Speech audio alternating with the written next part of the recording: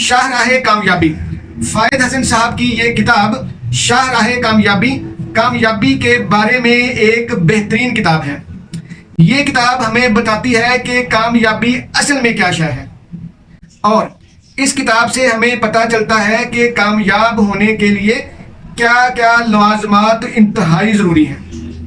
اور آخری بات، کامیابی کو مینٹین رکھنا، یعنی یہ کتاب ہمیں سکھاتی ہے کہ کامیابی کو برقرار کیسے رکھا جا سکتا ہے۔ بسم اللہ الرحمن الرحیم۔ ساتھیوں، آپ دیکھ رہے ہیں علم کی باتیں، اور آج ہم فائد حسن صاحب کی جو کتاب ڈسکس کر رہے ہیں وہ ہے شاہراہ کامیابی۔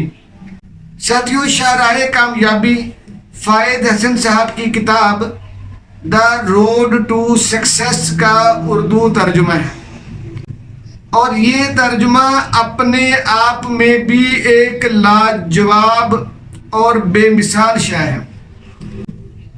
آج ہم صرف اس کا پہلا پورشن ڈسکس کریں گے۔ فائد حسن سیال صاحب نے اس کتاب کو شروع کرنے سے پہلے کامیابی اور کامیابی کے بارے میں پائی جانے والی چند ایک غلط فہمیاں ڈسکس کی ہیں۔ مثلا فائد حسن سیال صاحب کہتے ہیں کہ پہلی جو غلط فہمی ہے وہ یہ ہے کہ کامیابی کا معیار سب لوگوں کے لیے ایک سا ہے۔ وہ کہتے ہیں کہ یہ بات غلط ہے، یعنی کامیابی کے معنی، کامیابی کے مفہوم اور کامیابی کا معیار سب کے لیے یکساں نہیں ہے۔ سب لوگ کامیابی کو ایک انداز سے یا ایک ہی طریقے سے نہیں لیتے ہیں۔ کچھ لوگوں کے لیے روپیہ پیسہ کما لینا کامیابی ہے، کچھ لوگوں کے لیے سیاحت کامیابی ہے، کچھ لوگوں کے لیے فیکٹری وغیرہ لگا لینا کامیابی ہے، اچھی گاڑی خرید لینا کامیابی ہے، اچھا گھر بنا لینا کامیابی ہے، اچھے تعلقات بنا لینا کامیابی ہے، اور کچھ لوگوں کے لیے خوشیاں سمیٹنا، خوشیاں بکھیرنا، خوشیاں دینا اور خوشیاں سمیٹنا یہ کامیابی ہے۔ چنانچہ ایک بات آج ہمیں سمجھ آئی کہ کامیابی کا معیار سب لوگوں کے لیے یکساں نہیں ہے۔ ٹھیک؟ فائد حسن سیال کہتے ہیں کہ دوسری غلط فہمی یہ ہے کہ لوگ یہ سمجھتے ہیں کہ کامیاب لوگ پیدائشی ہی کامیاب ہوتے ہیں، یعنی وہ پیدائشی طور پر کامیاب ہونے کی خوبیاں لے کر پیدا ہوتے ہیں۔ اچھا، ایکسیپشنز میں تو یہ بات ٹھیک ہے، لیکن میجورٹی میں ایسا نہیں ہے۔ جتنے بھی لوگ کامیاب ہوئے ہیں، ہم مسلمان ہیں تو ہم حضرت محمد مصطفیٰ صلی اللہ علیہ وآلہ وسلم سے بات کو شروع کرتے ہیں۔ نبی صلی اللہ علیہ وآلہ وسلم کی ذات کو دیکھیں تو انہوں نے کامیابیاں سمیٹیں اور پوری دنیا کو اپنی کامیابیوں سے ہمکنار کیا۔ تو نبی صلی اللہ علیہ وآلہ وسلم نے کامیابی کا سفر صرف اپنی ذات سے شروع کیا، اکیلے اپنی ذات، اپنے گھر والوں، اپنے خاندان والوں کی مخالفتوں کے ساتھ اپنے سفر کا آغاز کیا، اور کمٹمنٹ کا لیول نبی صلی اللہ علیہ وآلہ وسلم کا یہ تھا کہ اپنے چچا کو، اپنے پیارے چچا جان کو بڑے جذباتی انداز سے کہا کہ چچا جان، اگر یہ میرے ایک ہاتھ پر سورج اور دوسرے ہاتھ پر چاند بھی لا کر رکھ دیں تو بھی میں اپنے کام سے باز نہیں آؤں گا۔ یعنی یہ ہے کامیاب ہونے کے لیے کمٹمنٹ۔ ٹھیک؟ اس لیے ایک بات ہمیں اور سمجھ آئی کہ لوگ پیدائشی طور پر کامیاب ہونے کی صلاحیتیں نہیں لے کے آئے ہوتے۔ لوگوں کے پاس جتنی بھی کامیابی کی صلاحیتیں ہوتی ہیں وہ انہوں نے اس دنیا سے سیکھی ہوتی ہیں۔ اس لیے یہ غلط فہمی ہے کہ لوگ پیدائشی طور پر ہی کامیاب ہوتے ہیں۔ اسی طرح نمبر 3، कामयाब लोग बहुत कम होते हैं, यानी कामयाब लोगों की तादाद बहुत कम होती है। साथियों, ये भी एक गलत फहमी है। जो बंदा जिस फील्ड में भी चाहेगा वो कामयाब हो सकेगा। शर्त यह है कि उसको उस फील्ड का पूरा नॉलेज होना चाहिए। जब एक मुकर्ररा या एक फील्ड का नॉलेज होगा, उसके रूल्स एंड रेगुलेशन का पता होगा, एप्लीकेशन का अंदाज आता होगा, तो फिर उस बंदे का उस फील्ड में कामयाब होना यकीनी है। ठीक, नबी सल्लल्लाहु अलैहि वसल्लम ने फलाही मुआशरा और इस्लामी मुआशरा तरतीब देना था, तो नबी सल्लल्लाहु अलैहि वसल्लम को अपनी कामयाबी के लिए जितनी भी रिक्वायरमेंट थी उनका नॉलेज था। नबी सल्लल्लाहु अलैहि वसल्लम ने अपना काम शुरू करने से पहले, बाकायदा काम शुरू करने से पहले अपने आप को सादिक और अल अमीन मनवाया। ये ज़रूरी था उनकी कामयाबी के लिए। चुनाचे ये तीसरी बात हमें समझ आई कि अगर हमने कामयाब होना है तो हमें अपने मुतल्लिका फील्ड के रूल्स एंड रेगुलेशन को पता होना चाहिए, हमें उनको समझना चाहिए। और ये गलत फहमी है कि कामयाब लोग कम होते हैं। जितने लोग रूल्स को, रेगुलेशन को अप्लाई करते चले जाएंगे वो कामयाब होते चले जाएंगे। ठीक, कम या ज़्यादा की तादाद का कंसर्न कामयाबी के मामले में नहीं है।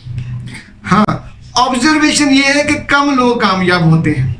अच्छा, वो कम लोग कामयाब क्यों होते हैं या कामयाब लोग कम क्यों होते हैं? उसकी वजह यह है कि लोगों की कमिटमेंट का लेवल ही बहुत थोड़ा या छोटा होता है।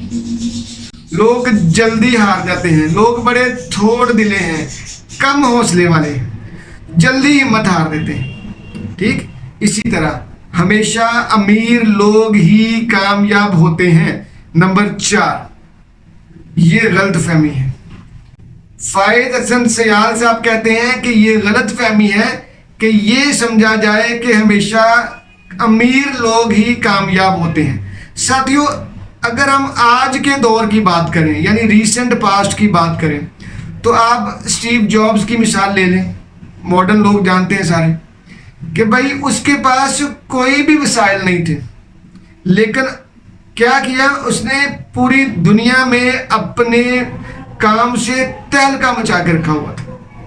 ठीक, तो सिर्फ अमीर लोग ही कामयाब होते हैं, ये गलत फहमी है, ये बात दुरुस्त नहीं है। कामयाबी के लिए दौलत, रुपया, पैसा अगरचे चाहिए होता है, लेकिन सिर्फ रुपए पैसे से कामयाबी नहीं मिलती, ये बात यकीनी है। और नंबर 5, कामयाब होना तकरीबन नामुमकिन है। हम में से बहुत सारे लोगों में ये गलत फहमी भी पाई जाती है कि कामयाब होना नामुमकिन है।